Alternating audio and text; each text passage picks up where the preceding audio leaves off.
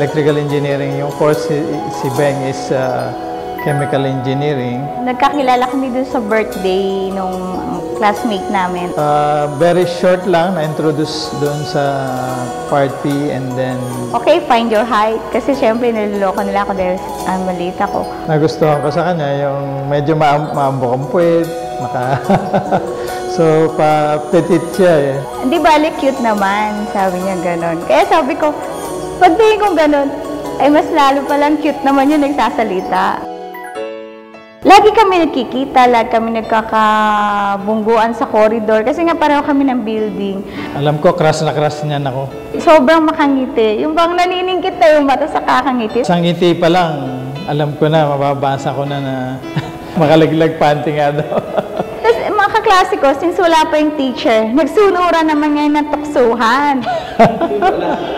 So yung parang doon nag-start na nagkaroon ng na-develop. Basta parang naging MU na wala masyadong formal na naligawan.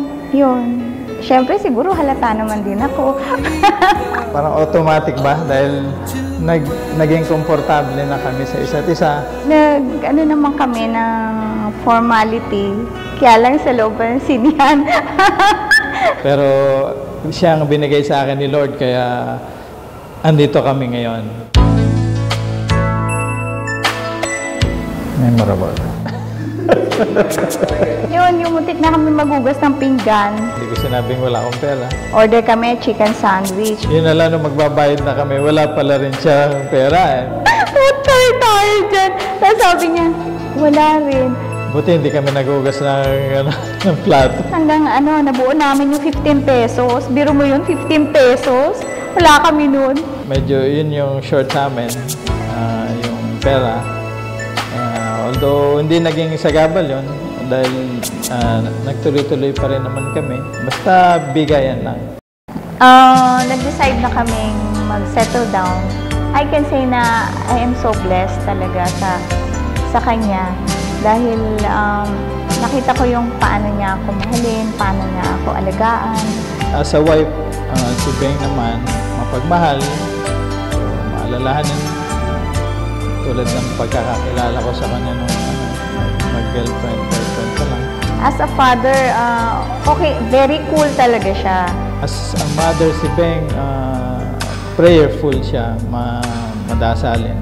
Siguro yun yung sekreto kung bakit kami tumagal ng ganitong kahaba na 25 years. Dahil malapit kami sa Panginoon. Ang mga bata rin yung nagbibigay ng pag-asa sa amin. Kasi from there, parang natuto kami kung ano yung mga dapat gawin ng mag-asawa. Nabukas yung mata namin sa mga blessings na dumarating sa aming pamilya. Pinagkalooban naman kami ng angel lagi sa bahay. Kasi gumraduate noon si Maritone na magna cum laude sa UST. Panganay ko, which is nag-medicine through scholarship. And then yung bunso is nasa UP. Napakaswerte na kasi namin dahil sa mga nangyayaring mga natatanggap namin blessing.